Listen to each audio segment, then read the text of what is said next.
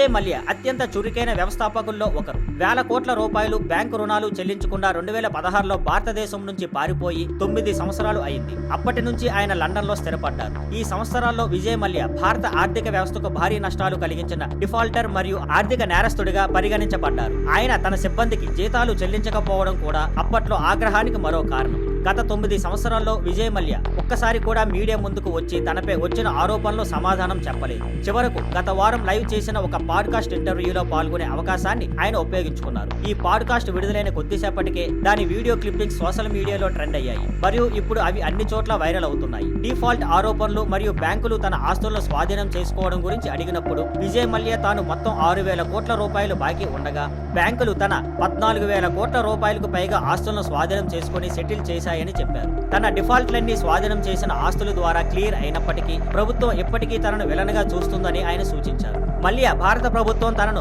బలిపశువుగా చేసిందని, తనకు బయటపడే మార్గం లేకపోవడం వల్ల దేశం విడిచి పారిపోవాల్సి వచ్చిందని చెప్పారు. సిబ్బంది జీతాలు చెల్లించకపోవడం వల్ల వేల కుటుంబాలు ప్రభావితం అయ్యాయనే విషయంపై విజయ్ మల్య దానికి పూర్తి బాధ్యత తీసుకుంటానని చెప్పారు. అయితే తాను జీతాలు క్లియర్ చేయాలనే ఉద్దేశంతో ఉన్నప్పటికీ బ్యాంకులు మరియు భారత ప్రభుత్వం ఇప్పటికే తనపై చర్యలు తీసుకున్నాయని, తన వల్ల ఏమీ చేయలేకపోయానని ఆయన అన్నారు. గత 9 సంవత్సరాలుగా విజయ్ మల్య ఈ అంశాలను ఎప్పుడూ చురుగ్గా సమాధానం చెప్పలేదు. కానీ ఈ ఆకస్మిక పాడ్కాస్ట్ ఆయనపై ప్రజల అభిప్రాయంలో మార్పు తెచ్చింది. విజయ్ మల్యపై అనేక సానుకూల కామెంట్స్ మరియు సానుకూల దృక్పథం కనిపిస్తుంది. ఇది చాలా వింతగా ఉంది, ఎందుకంటే ఒక నెల క్రితం వరకు ఆయన విలన్గా కనిపించారు.